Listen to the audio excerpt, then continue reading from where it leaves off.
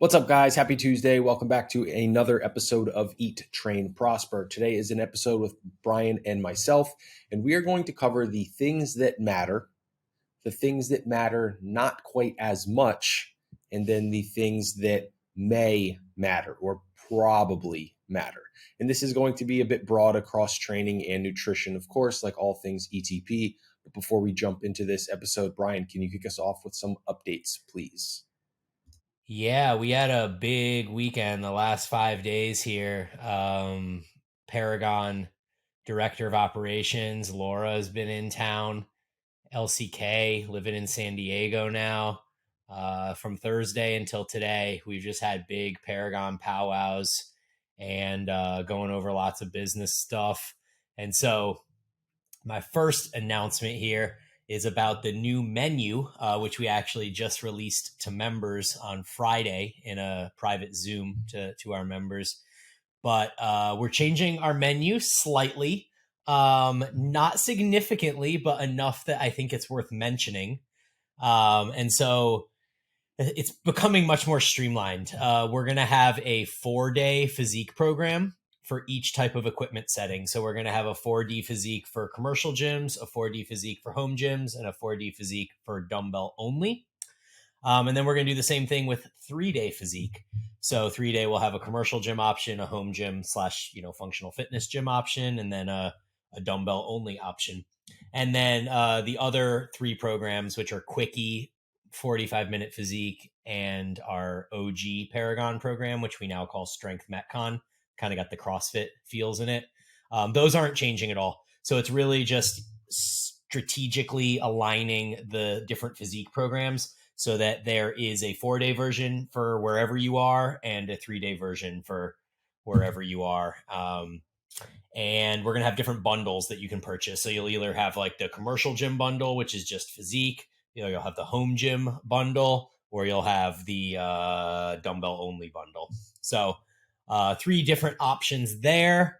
And I think it's going to make everything a lot easier too, because there'll be less kind of questions about what program is right for me. It's really just a matter of like, hey, what equipment do you have and how many days a week do you want to train? And yeah, that's kind of what we've been working on a lot and getting things together for the new launch of that, which is going to be on April 10th, is when everything is going to officially align and kind of break out the new menu. Yeah, question, sir. Yes, I do have a question. So the equipment you have is going to that is the bundle is based off of that you would choose the bundle. Yeah. And then once you decide what your equipment is, then you decide if you want to train 4 days or 3 days a week. And this is just because I would imagine a listener would have this question because I did. Is there an ability to, like, let's say I'm an accountant, right, or something like that, and it's tax season and I'm getting my ass kicked. I'm like, I can't train 4 days per week now. I need to train 3 days per week. Like, could they move from that to that? Is that like Yeah, decently? for sure. Yeah, they would just need to email help@paragontrainingmethods.com and we would switch you, within 24 hours or whatever. Perfect. Cool. That's Yeah. really cool. So yeah, it should make everything just a little more streamlined, a little bit easier. And then the other cool addition we're adding to that is that we're going to have a optional add-on cardio program that you can do that essentially will have 2 zone 2 workouts and 1 zone 5 workout a week that you can add in. You can do all of them. You can do one of them or 2 of them or whatever.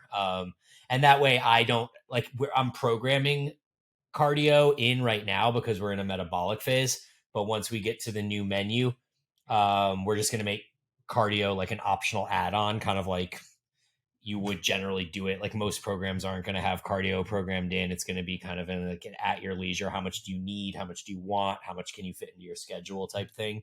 And so those will now be available as like an additional add-on to any of the programs as well. So yeah, that's my main update. I have 2 more quick ones, but let's jump over to you. What is going on?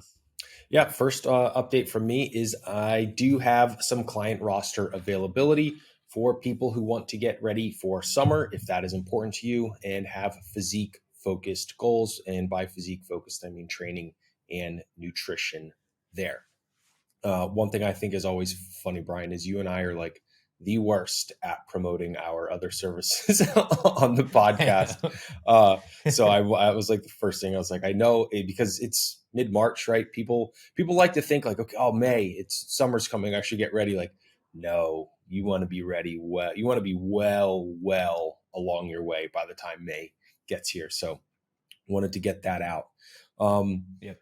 my weight is averaging in the mid 205s this week. It's morning time for me here. Actually, it's kind of funny. The daylight savings time got me, and I had, because the time doesn't change here, so everything just got earlier for me, and it was like, but with the podcast we've been recording at 8 this morning, it's like at 6:30 my time. It's like, oh, the podcast is in 30 minutes. I'm like, oh fuck, I need to get out of bed. So I I was didn't even think actually, about that. Yeah. I'm glad you were oh, on top of that. yeah, I mean, my phone just sent me the alert. I was 206.9 this morning, so that is officially my new high score. Nice. And we are going to push to about 210 pounds, like the average of 210. So originally the average, we were looking between like 204 and 208, but body composition is holding like much better than I had honestly anticipated. And then I just see it better to push higher than stop earlier, because that just potentially, right, speaking in kind of hypotheticals and theories here, I'll be able to hold on more muscle than as I get leaner if I push my body weight up higher. Now, the thing that I kind of wanted to touch on here is I don't believe I'm essentially adding new muscle. I have been significantly larger than I currently am, albeit at a higher, body fat percentage. But we know that it's much easier to reclaim lost muscle than it is to add, actual new um, tissue. I just wonder what the time horizon is on that, because the last time I was essentially bigger than I am right now was, the spring of 2018, and that we're coming up on now. It's 5 years ago. So I don't know that kind of time horizon there, but I have been pleasantly surprised. And I don't get me wrong, I am adding body fat in the lower back, kind of, especially like when you sit down and feel like where the glute reaches the lower back, like I have body fat there, like tangible, noticeable body fat. Same thing with like the lower abs and stuff, but I have been quite surprised, to be completely honest, at this body weight. That's awesome, dude. Yeah. You're going to be a savage once you lose the weight and get down to like 190 or whatever that is. Yeah, I'm excited to see how it's going to go. It's been fun. I am looking forward to less total food volume. The final meal of the day, I'm like, fuck, okay, it's time to eat again. Like I really don't want to, but sort of thing. So I am excited to get away from that. And then the last note, and we can talk about this more in what does matter. This week, I decided to really find my limit on the hack squat, on the back off set and on my drop set. So the thing that I find very kind of important to point out there is like when limits, load can very clearly limit push where your limit is, because you're like, listen, I did 6 reps. The 7th one like isn't happening, right? The weight is too heavy. But I found like once you get into that like 8 plus rep range, maybe more so like 9 or 10 plus, it becomes a lot more limited of like the heart rate's elevated, the metabolites are accumulating. Like when are you gonna call it, sort of thing.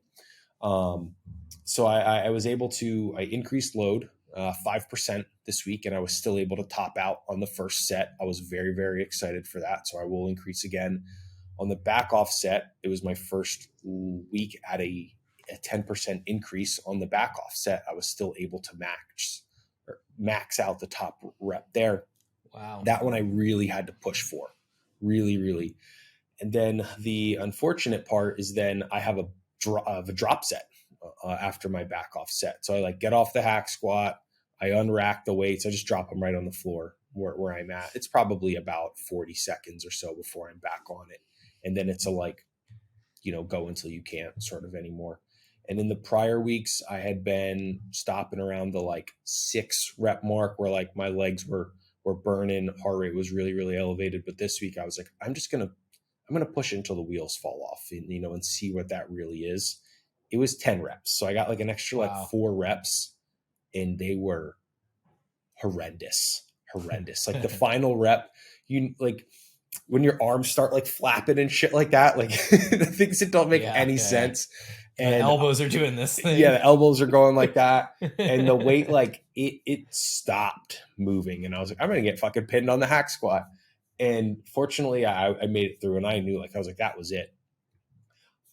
I was a mess trying to unload the hack squat then. I had to stop like 4 times and just like go sit and collect myself as I was unloading it. And I don't think my breath rate returned to normal for like 8 minutes. And my legs were so blown up and shaky and stuff like that.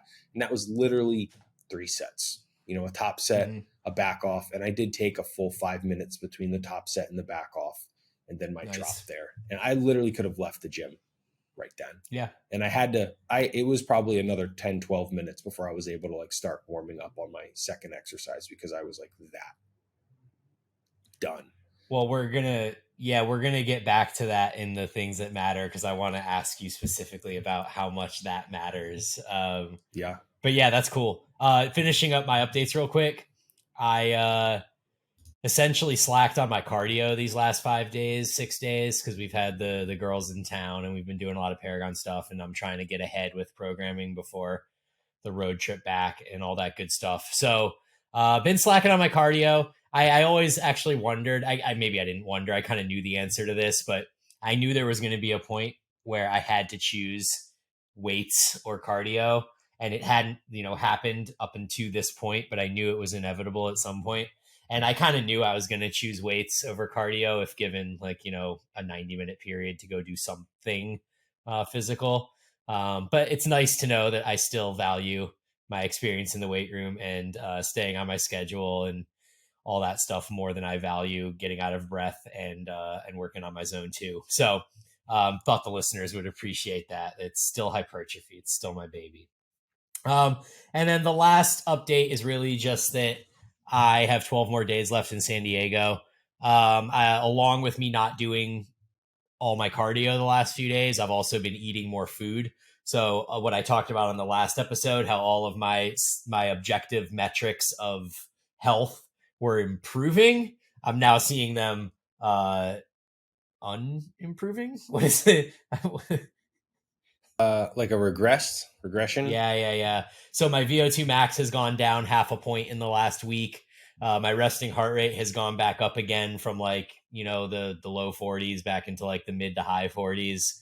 And sleep is not as good, and all the things that happen when I seem to gain weight and or stop doing cardio. It's hard to separate those two because they kind of work together. Like at this point, where I'm mostly at maintenance, it's like me doing cardio is a matter of me being able to I just got a weird message on my computer. Me doing cardio is a way for me to be able to kind of more accurately monitor or keep my body weight consistent. And when I don't do the cardio and I keep eating the same amount that I was if I was doing the cardio, then my body weight begins to creep up and the things happen. So still curious as to how I'm going to end this trip when I get back home and get my body weight done. And I would really, really, really like to be 193.5 when I do my DEXA on April 9th or whatever that is for my one arm training experiment, because that's the weight that I was when I did the initial DEXA. And I would love to be the same weight, both for the assessment of the arms, but also for the assessment of my body composition in general, to get a determination of whether the cardio is impacting my muscle to fat ratio in any way. So we'll see if that ends up being where it is. But yeah, that's pretty much the end of my update. So I guess as we get started into things that matter, the first one we have on here is effort. And so we can reference back to your hack squat story that you just told. And so basically you did a set to failure, you rested 5 minutes, you did another set to failure. And then on the drop set after the second set to failure, you got 4 more reps than you did the prior week.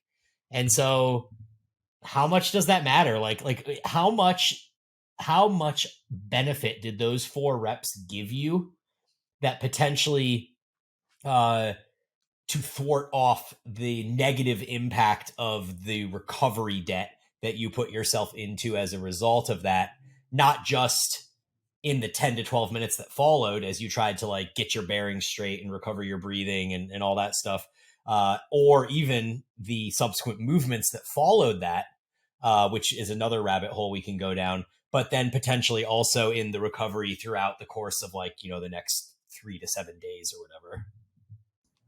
Yeah, so that's a really really good thing to bring up.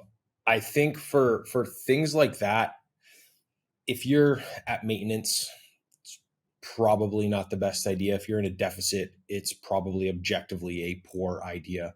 Um, I fortunately am in a position where like food is really really high. Body weight is essentially, for all intents and purposes, at an all time high. My recovery capacity is large, and I'm not training my quads for another 7 days again. I'm only training them effectively once per week. Um, you are correct in that it did subsequently negatively impact my third exercise, which is my a rear foot elevated split squat. Like I'd say performance was like a 20% decline over the previous week because my legs were just demolished. Um, I think with things like that, those decisions on the hack squat, your ranking order of programming of the exercises for the day is important. In a perfect world, the gym has the leg extension in. The gym isn't fully essentially open yet in terms of equipment that's all in, and the leg extension would go first, and then the hack squat is like this sledgehammer that comes through, and it's like I'm kind of done after that. Training quads, I'll hit maybe a little bit of glutes and calves, abs, and I'm gone, sort of thing. But with that, with things that matter, right? The effort is important, but also, which I don't know if we have on here, but exercise order, I would say, Mm-hmm. matters as well, especially relative to things like effort, proximity to failure, which was the two kind of first big ones we had. Mm-hmm. Yeah, that's interesting. I don't know. I almost would put exercise order in the category of things that may matter. And the reason that I say that is like, as we talk a lot about like the nuance on here, and you and I have both talked about how much we love putting like a short overload movement before a lengthened movement, like the leg extension, and then, going into the hack squat, or a leg curl, and then going into the RDL. But like on the global scale of looking at what physiques people have achieved over time, it just seems that like that seems to be pretty low on the totem pole of like things that really move the needle in creating like a monstrous physique over time. And we've just seen so many years of people doing like full body splits with all compound movements that have produced some like fantastic physiques. Yeah, I would agree with um that. That it yeah, is a may matter, not a do matter. Does I think matter. it's all of the may matter ones, and even some of the things that may not matter, I think ultimately may matter to the individual. And so the whole conversation needs to be cloaked in that sort of understanding. Very well said. Yeah. But when we go back to effort, so effort is the first one that's on our list of things that do matter. And so when we look at effort, I think we look at the effort that you put into that hack squat, and like maybe that doesn't matter. Like you probably don't need to push yourself to the point that you have 8 to 12 minutes of like, I may die and I can't recover my breath at this moment. Agreed. Probably not necessary to create like an all-time classic physique, but there is certainly a level of effort that is necessary, and that's, I think, why it ended up at the top of the list here, is that it doesn't matter how much volume you do. If all of those sets are 15 or 10 reps from failure, it's just not going to create the physique changes that you're looking for. Do you have anything to add to that? Yes. One thing you said there, you said all-time classic physique. Can you kind of more specifically define that? Yeah, so I think any of those physiques that you look at from like the pre-steroid era, from Steve Reeves, John Grimmick, Reg Park, like some of those guys that you can just Google and look, and these guys are, 5'8" to 5'10" and between 180 and 200 pounds at 8 to 12% body fat, something along those lines. I think that, that's a decent proxy to use for like an all-time classic physique for a natural athlete. Okay, great. Because I was like, well, from my perspective, when you said that, I'm like, well, this could be like your mere mortal, great, physique in any kind of big box gym across the United States, or are we talking like a classic physique competitor? Right? These are very stark contrast sort of things. So I was like, let's just ask them to define it a little bit. Yeah.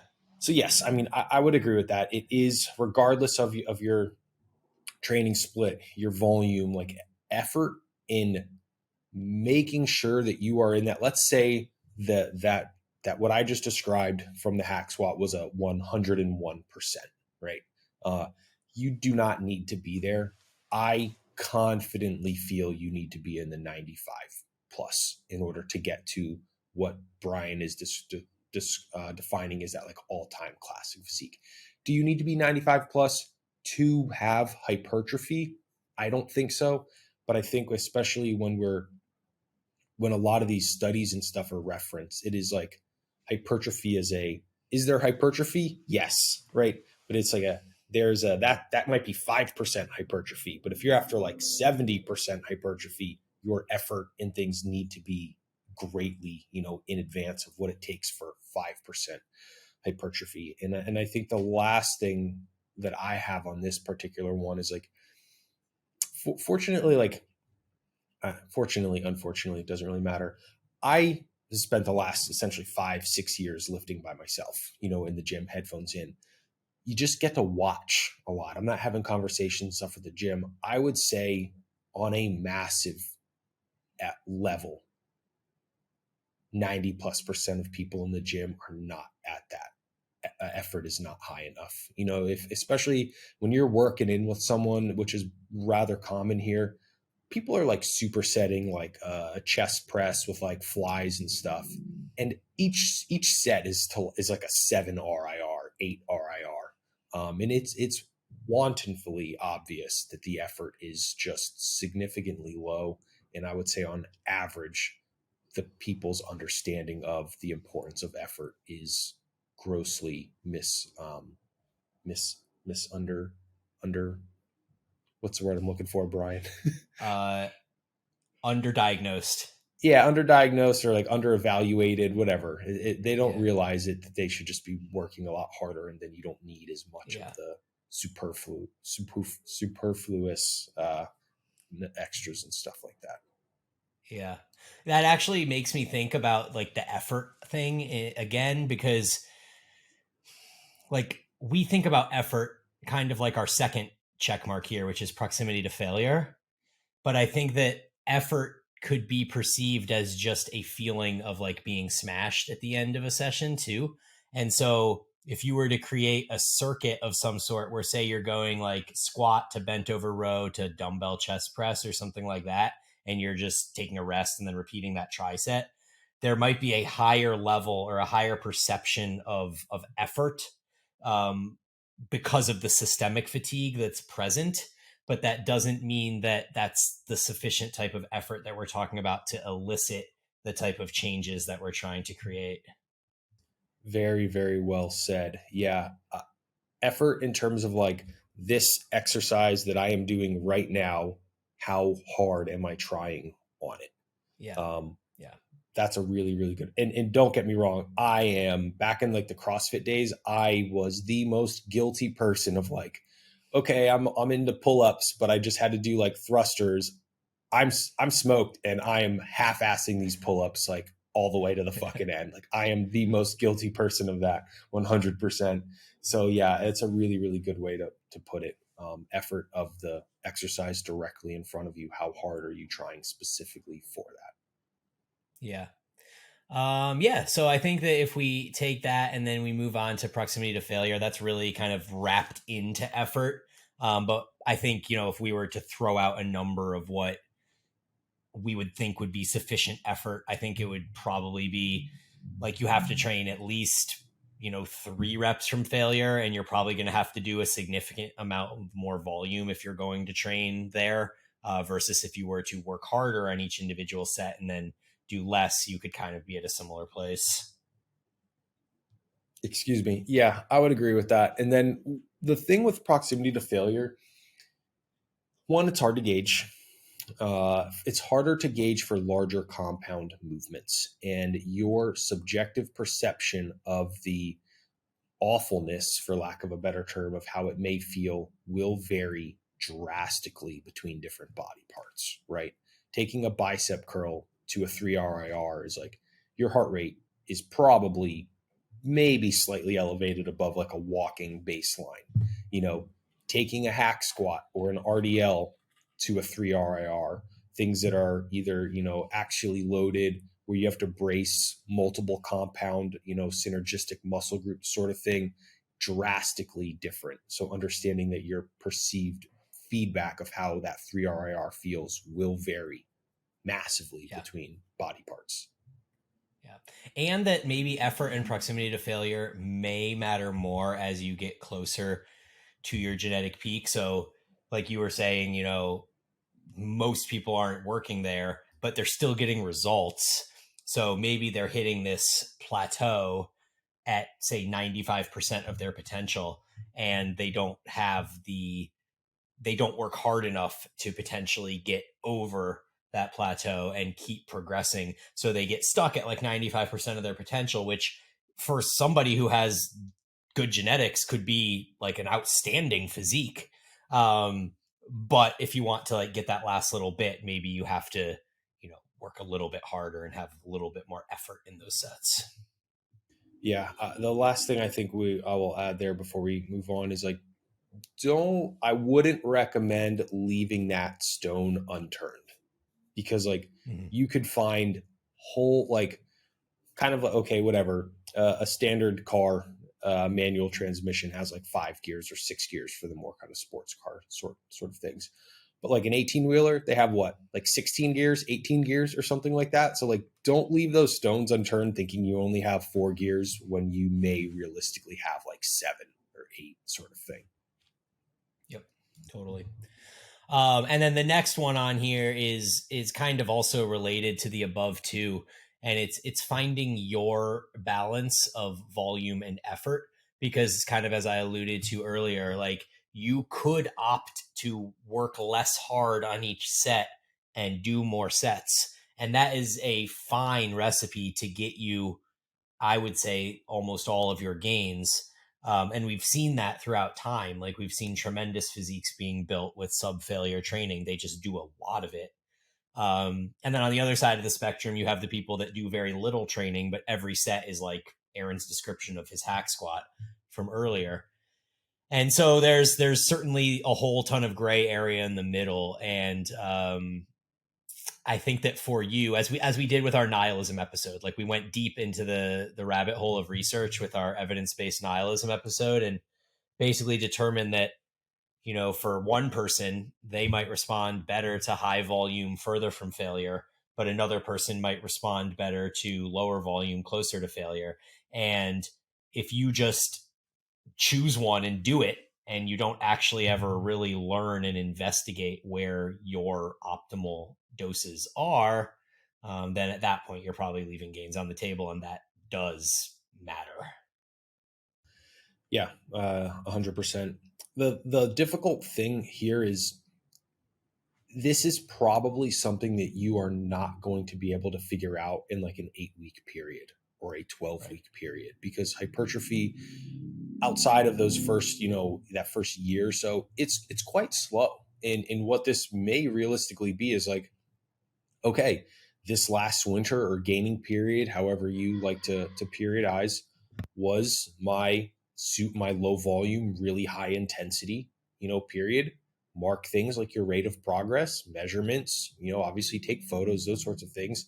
And then in a whole other year, when you come back, now it's maybe time to go higher volume, higher volume, less intensity, relative intensity, and take those same measurements and see. Like it's probably going to be more than like a 6-week experiment phase, unfortunately. I'm glad that you provided that caveat because that was really well said. You want to kick us off with some sleep? Yeah, this one, you can get away with it without really buying into it until you cannot.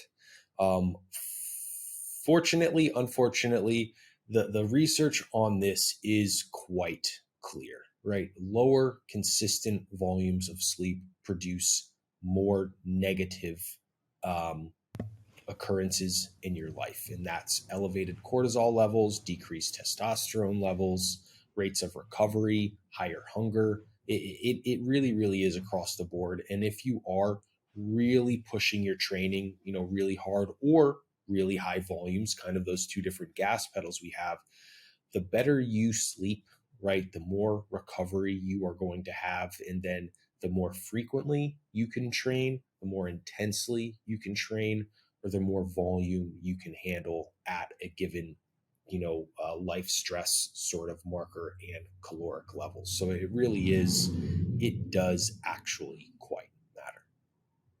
Yeah, I 100% agree. It matters a lot more now than it did when we were in our 20s though. Like I just keep thinking about all of the times that I worked out in college, like hungover in flip-flops after drinking 15 beers, and like I would still progress and I still added muscle. And like granted I wasn't progressing as fast as I could, but I was still progressing. And so this leads me into the next one, which is recovery being greater than fatigue. And there's tons of different ways that recovery happens. Being 20 years old in the peak of testosterone flooding your body and eating endless amount of food and having zero stress, like those are things that you put in the recovery bucket of like, those are great, those are going to help me recover. And then you look at, okay, 15 beers, shitty sleep, you put those in the bucket of things that are going to raise your fatigue. But if there's enough things that are raising your recovery to overpower the things that are increasing your fatigue, then you will still make progress. It won't be as fast as if you decrease the bucket with the fatigue things and you just basically abolish that. You're like, oh, all these fatigue things, like get rid of those. Like imagine how fast I would have progressed in college if I wasn't drinking and if I was sleeping 8 hours a night. But like there just is different levels of recovery capacity that we have at different stages of life. And that is one of the biggest influences on how much training volume people should do. But most people don't think of it that way. They think of it as, oh, well, this study came out and says that I need to do more volume because more volume is correlated with more muscle growth. But it's only correlated with more muscle growth if you can recover from it. This could literally explain why people progress so well on lower volume training programs. Could just be because they have lower recovery capacity and that is the amount of volume that they need to do to progress. I mean, it could be a number of other reasons too, but that could be one explanation for it. And so when you just look at that scales of you have recovery in one and you have fatigue in the other, you just have to make sure that the things that are going toward your recovery exceed the things that are going into your bucket of fatigue. Yeah, I mean that's so well said, and the kind of thing I want to like reemphasize there is like at different periods and essentially ages of your life, like your capacity for what already automatically gets stacked into your fatigue versus recovery buckets like will shift. As we get older, our cells replicate slower, our testosterone levels kind of naturally decline. Like those things will take away from that um, recovery bucket. If you have a family that you are now financially responsible for providing, and being emotionally stable and empathetic for, like those things will increase your emotional stress, which will increase like your fatigue as well. So that you operate at different defaults at different phases of your life. And that's why you can't Yep. run the training program at 45 that you did at 20. And you're like, why is my body falling apart? Well, you're, Yeah. literally a different human 25 years later, sort of thing. Right. You've lived two lives at that point. Yeah. Uh, yeah. So this then transitions into the next one, which you wrote this one down: taking actual rest days versus active recovery days, and that fits into this recovery spectrum. But why don't you expand on that? Yeah, it's just like, and don't get me wrong, like I have been guilty of so many of these, in my past. And it's something that I think I'm going to touch, kind of pull more from like the CrossFit functional fitness based crowd. But there's like a fear of taking rest days sort of thing, or like, oh, well, this, Sunday's my active rest day. I go in and row a 5K or I go run for 30 minutes. I'm like, that's not a rest day. That's just training that you're calling a rest day sort of thing. And if it's like something that you need to recover from, it's not a rest day.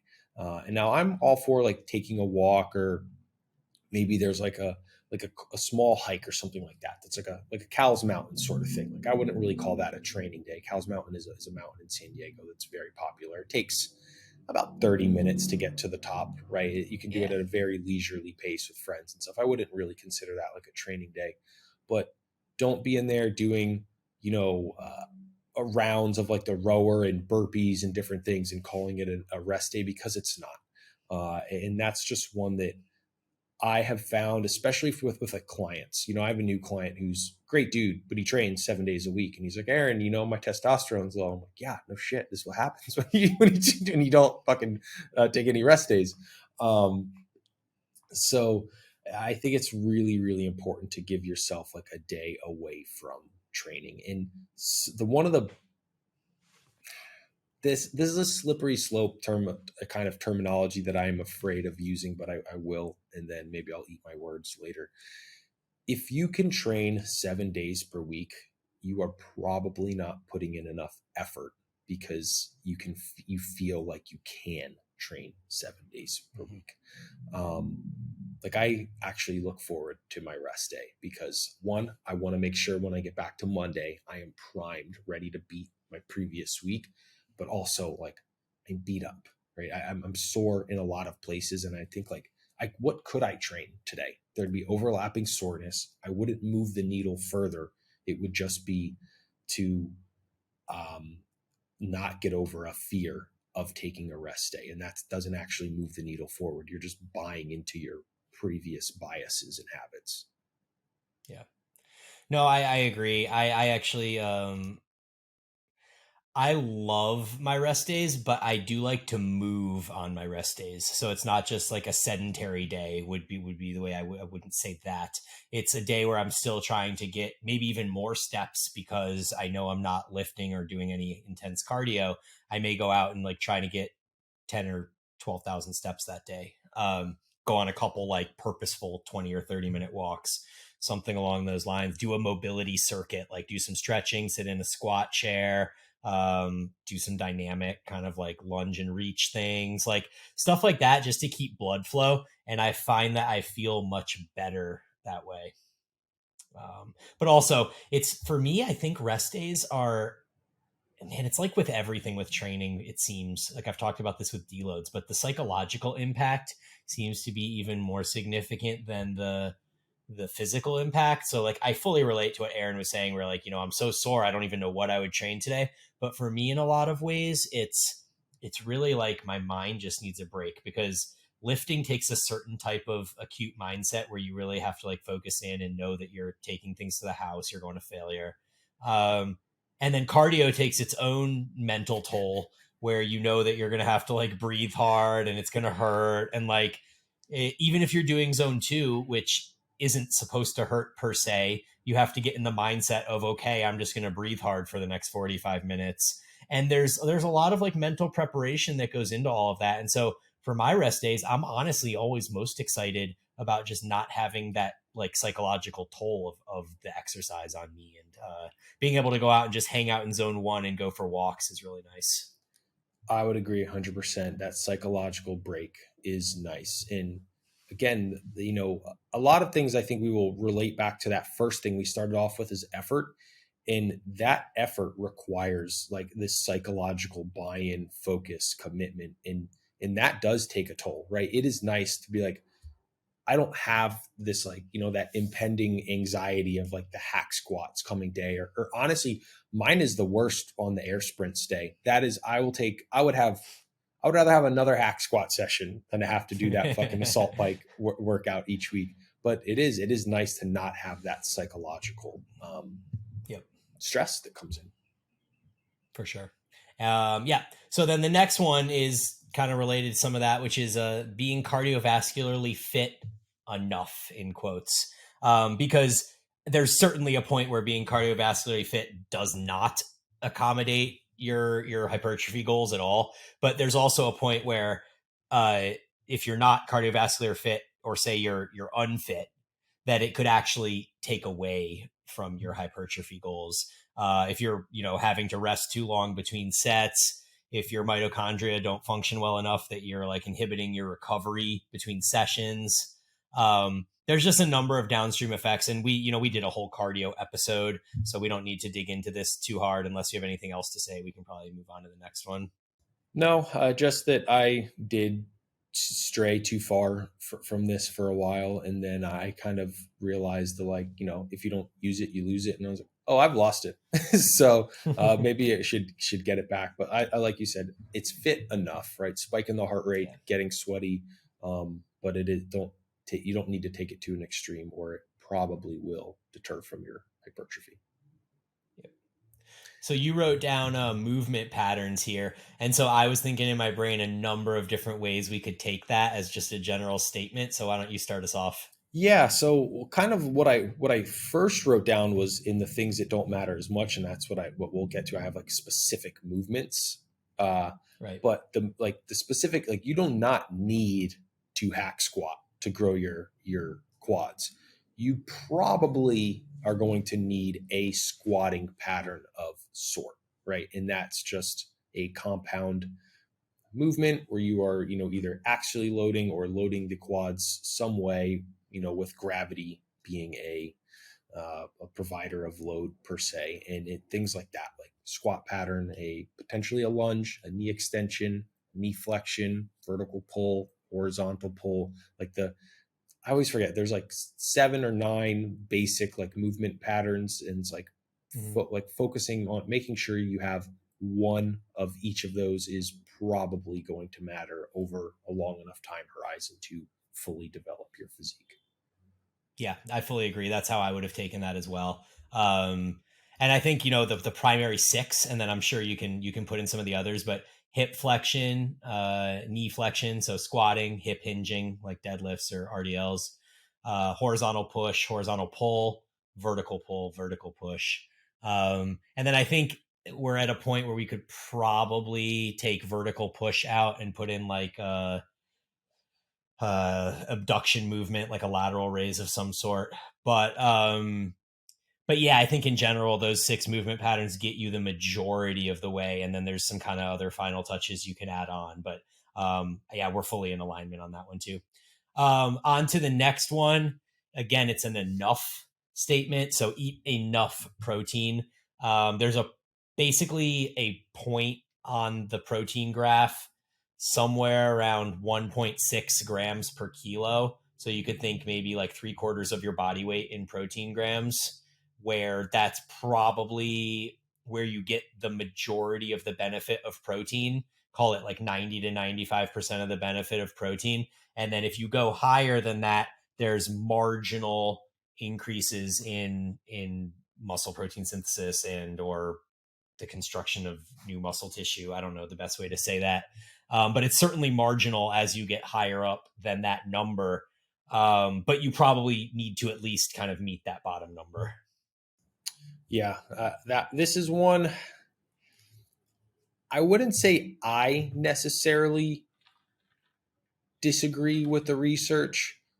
I would say my kind of personal stance is so many people who have the best physiques go over what the research says by such a proportionate degree that I'm just going to kind of go with the crowd on this one and hedge my bet on more. So like kind of there, like the 2.2 grams per kilo is if you're trying to maximize your physique, I probably wouldn't go lower than that. I think like that 1.6, would be like 140 grams of protein for me at, 200 pounds.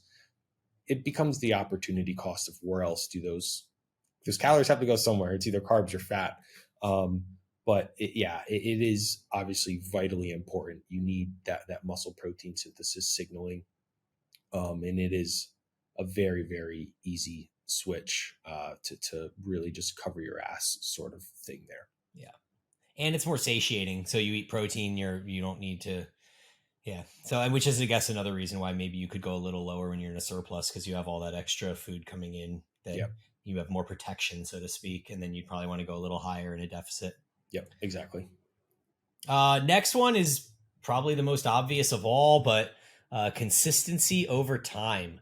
So you just have to keep showing up, doing the work.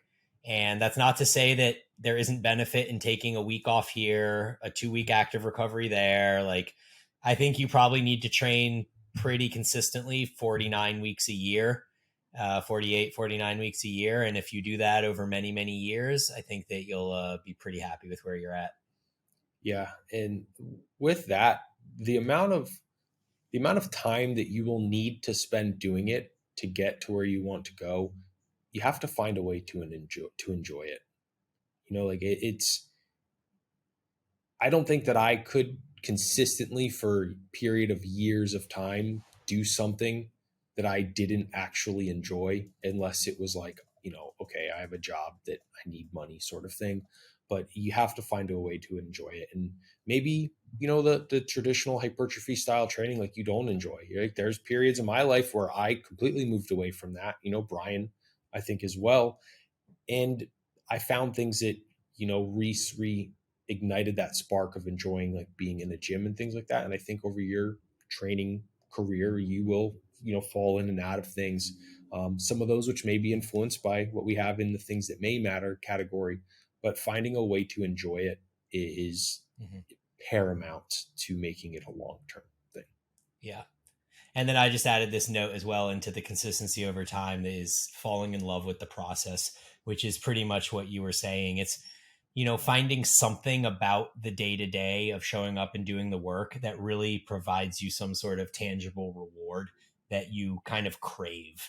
And, it gets to a point where, like, people ask me how I stay so motivated to train all the time. And I'm just like, I don't know what else I would do. Like I just love going to the gym and putting all of my effort into these movements and trying to improve in them, and looking at the logbook and all those different things. And even when my physique stops changing for the better, which may have already happened, but if not now, then definitely in the next 10 years or so, um, I'm still going to show up and I'm still going to do the work because it's just what I do.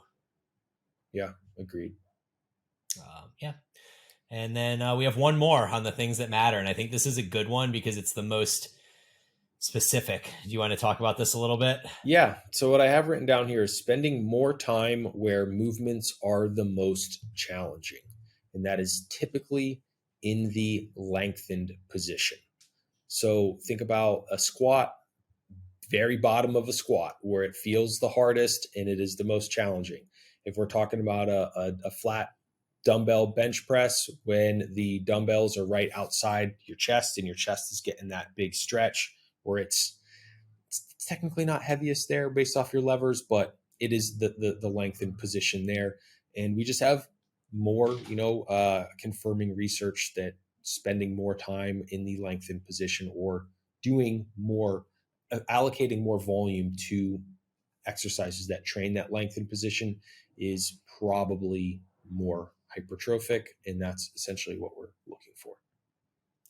Yeah, I agree. And then I added this note here underneath what you said, which is having a high degree of lengthened movements in your program design. And so we can take this back to my statement of the all-time classic physique from the beginning.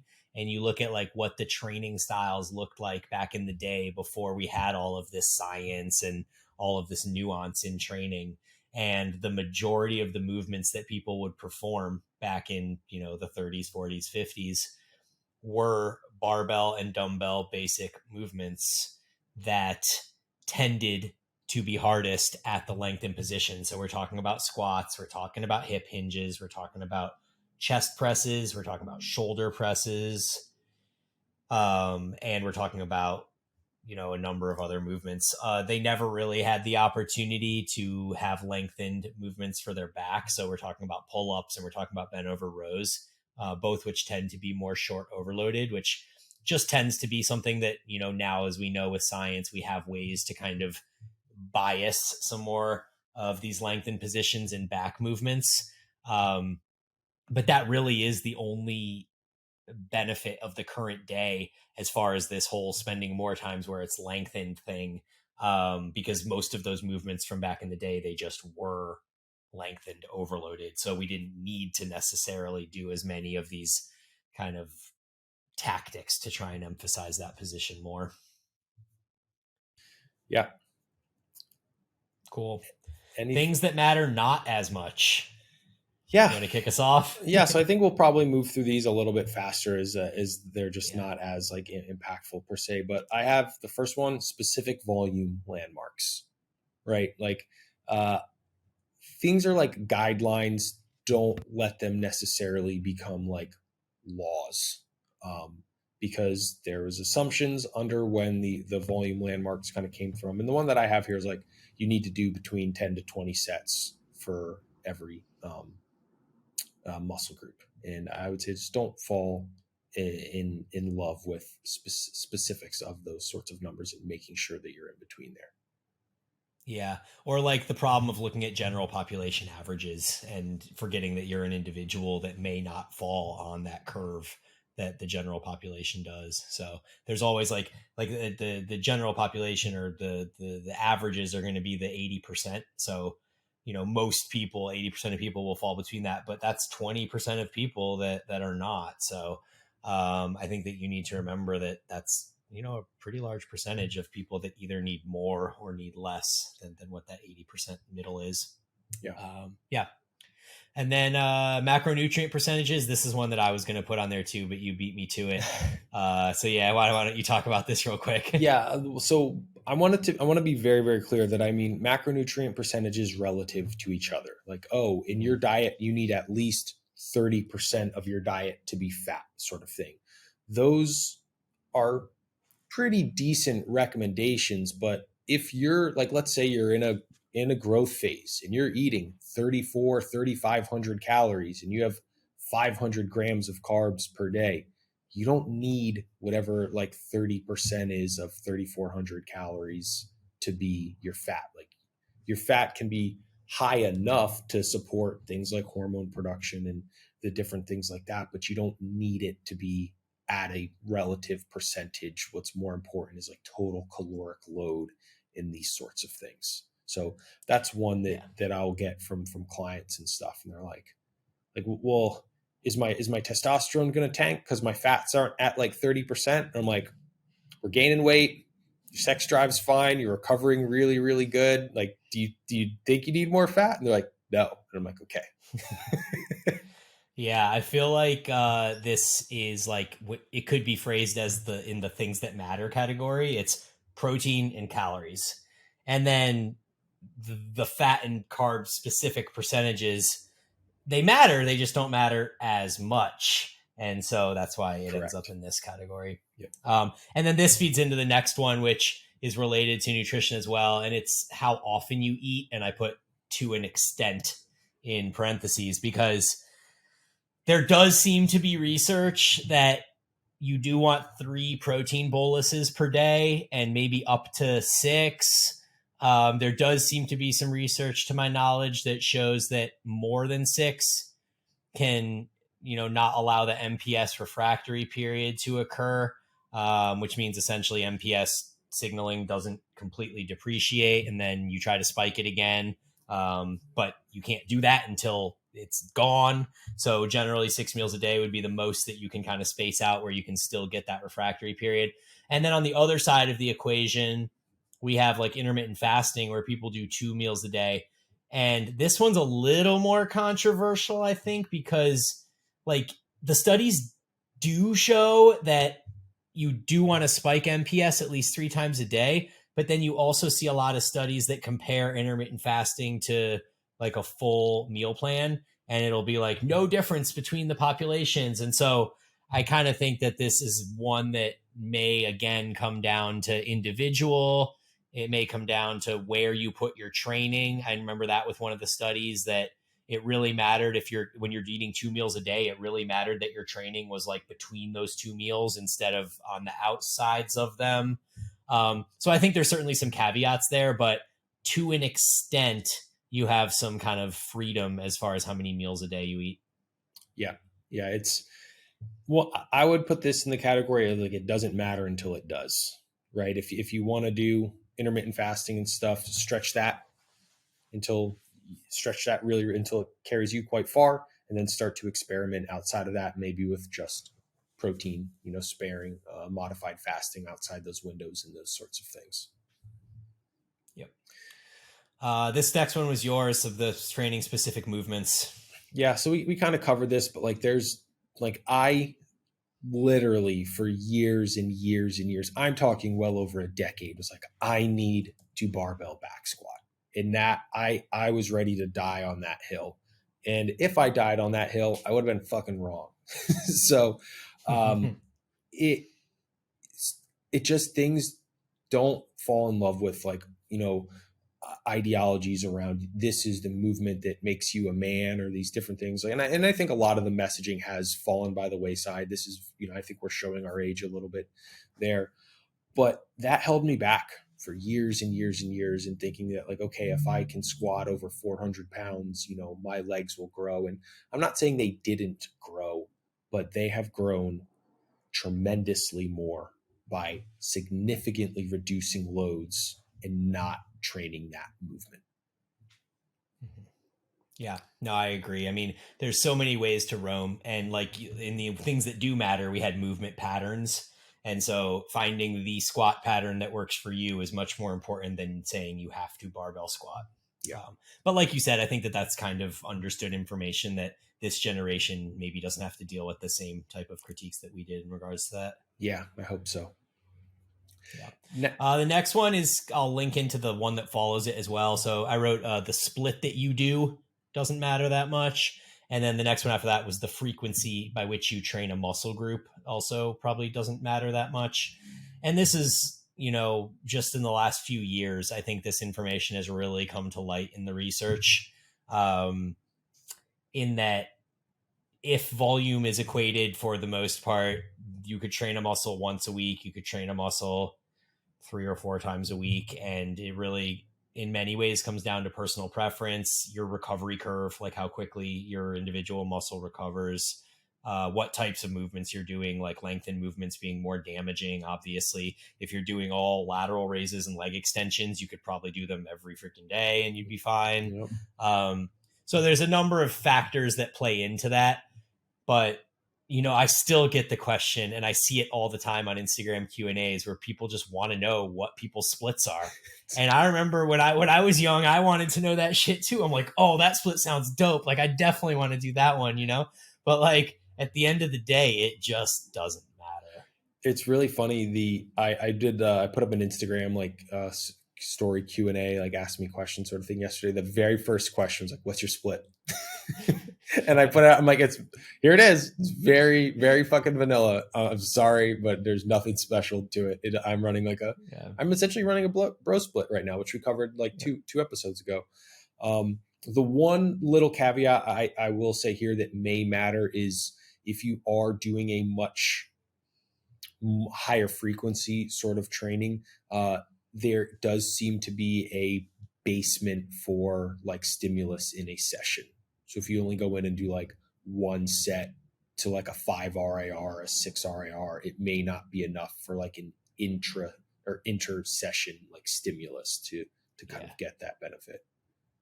Yeah, you potentially need like enough stimulus for a muscle in a session, which may be like 2 or 3 sets, somewhat close to failure. I mean, it's tough to say though, because like Menno has been training 7 days a week for as long as I can remember. And he trains 1 to 2 sets per muscle group per day. So he's hitting like 10 to 14 sets a week or whatever. And he says he's progressing fine. So I don't know. It probably, again, comes down to the individual nature of things. Yep. Yeah. The next one I wrote here is natural testosterone levels, and I put natural because I think testosterone levels matter a whole ton if you go supernatural. But I do think within the spectrum of being somewhere between like 300 and 900 or whatever, like the normal free range or total testosterone numbers are, it seems like it doesn't really move the needle much. And Aaron's more in the lower middle of the spectrum, and I'm on the lower middle. And we both seem to have more muscle mass than the average person. So, yeah, I mean, my assumption is that if my testosterone was like double or triple what it is now, I might have like 2 to 4 pounds more muscle, which um, may matter. So maybe this should go in the things that may matter category, but um, I don't know. I just think that it doesn't matter enough. And so that's why I put it in the not as much category. What do you think? I would definitely put it in the may matter category. I think if you're at the extremes, yeah, I'd say it matters more. I think like um, your Lane Nortons, your Doug Millers, your Brian DaCostas, those like the naturals who are like supernatural naturals, and I don't mean I'm calling them fake natties or anything, but they have like they're in a league of their own of the naturals. Let's put it that way. They have I'm almost positive like very, very high natural testosterone levels. I do think I'm talking like 900, 1,000 plus. I think those things sort of matter compared to like someone who's a 200. But once you're in that like 400 to 700 ish, like you're all kind of in the middle. And there may be certain things that, like quality of life sort of things, motivation, less anxiety, potentially those sorts of things. But those are obviously outside the scope of our conversation.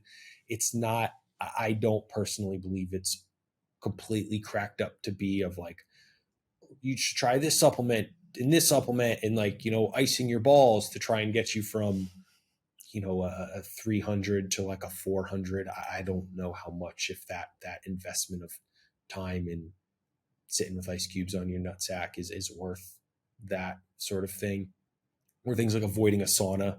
I just don't think it's a needle mover unless we're talking about like orders of magnitude, right? If you're 300 and you get to 900, okay, I think there is potentially there, and there is research that I've seen that it does appear at increases in dosages. You get like it's a dose dependent response, right, of about a couple kilos sort of thing. So I do think it is largely overplayed, and that is because of the kind of relationship that many of us have with like testosterone and what it means to be a man. I'm using air quotes here for the podcast listeners. I think that is more where that stems from in terms of than actual reality of muscle mass.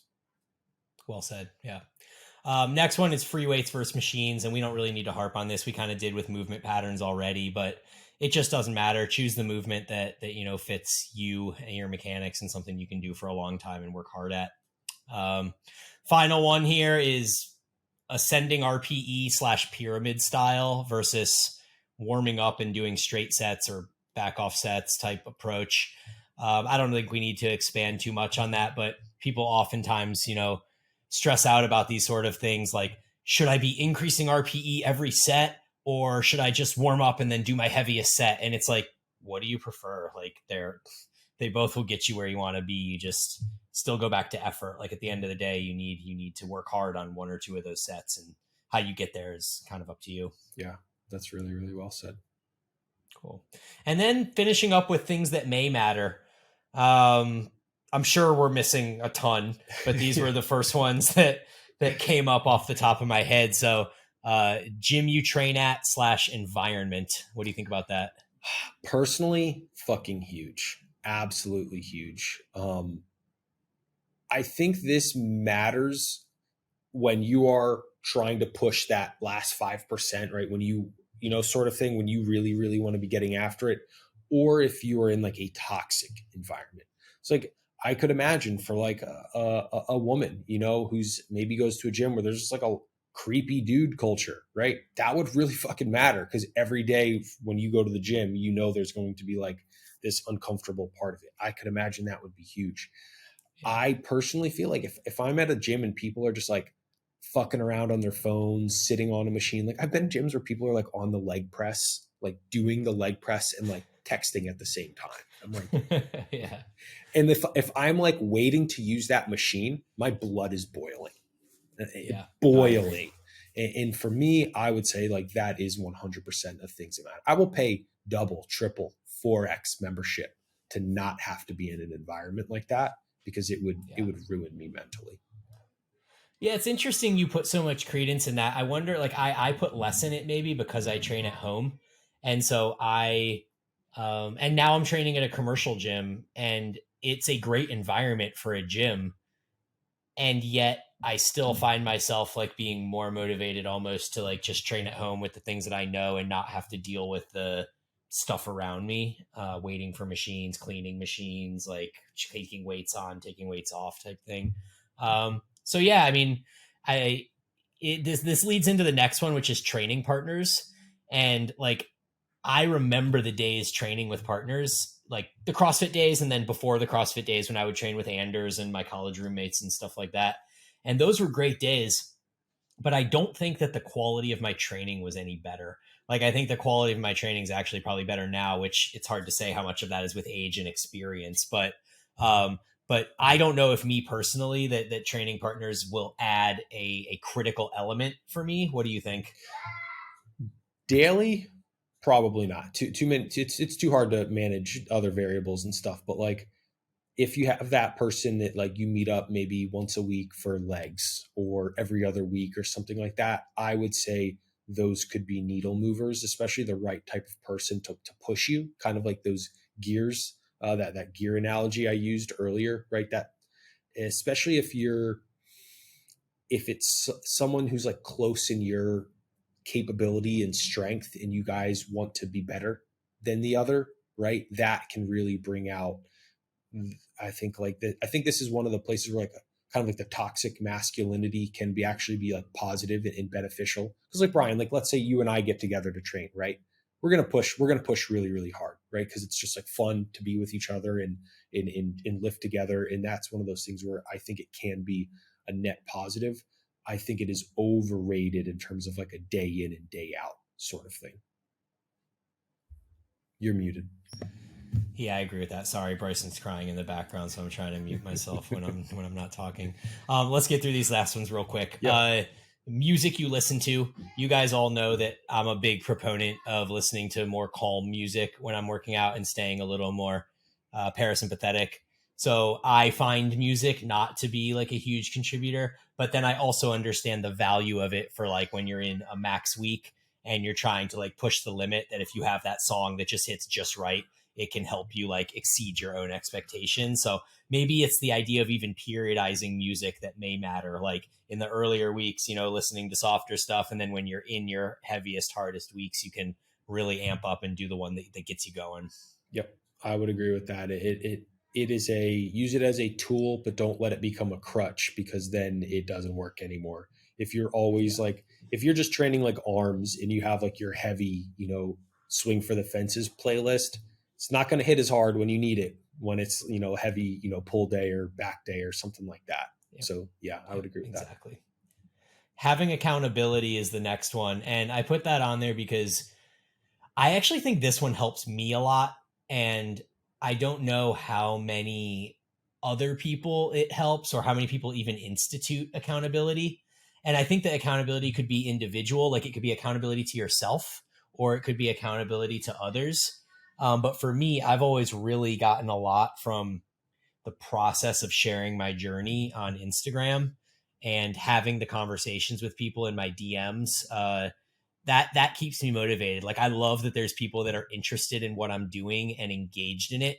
And when I think very rarely about, maybe I won't train today or blah blah blah, like there's certainly a part of me that says in my head, like these people are expecting me to work out. Like I have to go in there and slay because that's what I do. And these people, want to see that happen. So, that's helpful for me. And then when I do my annual diet and I post my weights every day, that's a huge accountability piece for me because I naturally don't like to diet. I think some like you tend to embrace it much more. Like you kind of like that you embrace it more than I do. Yeah.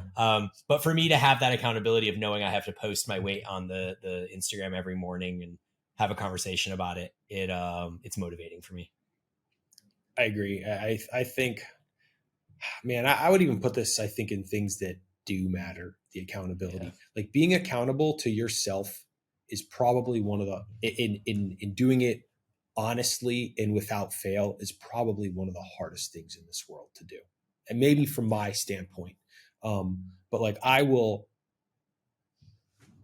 broken many promises to myself over the years.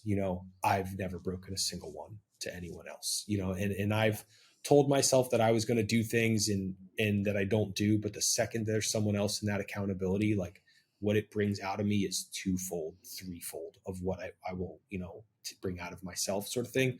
So I would say that it's huge. I mean, it's the same reason like why hiring a coach is so effective, right? You take that relationship with money and the value of handing that over to someone else and what it does in terms of you adhering to the diet, checking in weekly and stuff. It's a massive game changer. The accountability piece, I would say, belongs in the things that matter for sure. I actually do too. I think of all the things that I put in the may matter category, this is one that I think should absolutely have gone into the do matter. Because whether it's to yourself or to someone else, I think there's certainly an accountability piece that has to be there. Yeah, for sure. Yeah. And then the last one is motivation. And this certainly ties into accountability, but I think it's separate because it goes back to what I was saying before about like, I don't have motivation, I just have habits. And I think motivation is probably important in the beginning to like get you going, but motivation in the beginning is easy because your body is changing quickly and you're seeing the like rapid physique developments. So it's easy to go in, you're seeing strength increase, like it's exciting. um, Eventually that shit stops, man. And it's just like any relationship. Like you are in a relationship with the weights, and at some point they lose their like sex appeal, but like you still love them, so you keep showing up and like doing the work. And so yeah, that's my analogy. Yeah, this one is hard. I think like there's days, and I think it may be related to caffeine intake, where I'm like, fuck, I cannot wait to go train today, or I think it might just be like my body like, hey, there's too much energy, you need to go dispel some of it. But then there's other days, like yesterday I did not want to go to the gym, and I can tell, like, because I obviously make my own schedule, like it shifts. But like if it's like noon and I'm at the gym, it's a very motivated day because I'm like kind of chomping at the bit to get there. Yesterday was like I don't think I got to the gym till like 3, and I did not want to go. But fortunately, like, I mean, of course I'm going to go anyway.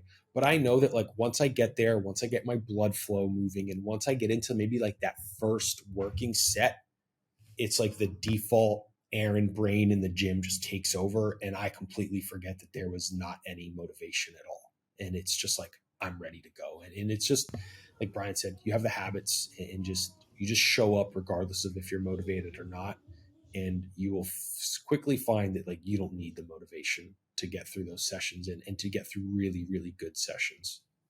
Yeah.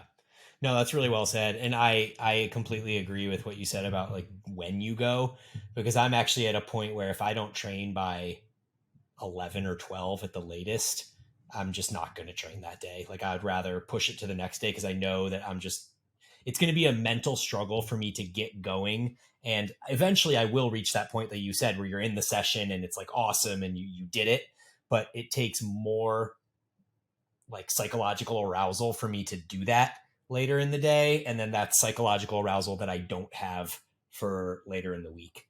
And so I just kind of know myself and I'm like, hey, if I don't train by 11 or 12, I'd rather just put it off the next day, make it easy on myself, go in and have a great session. So, Yeah. Also, I think knowing yourself is part of motivation. Yeah, that's true. That's true as well. Knowing what motivates you. Yeah. Okay, that's all we have for this episode. I think this was a really, really cool episode. So mega props to Brian for the idea.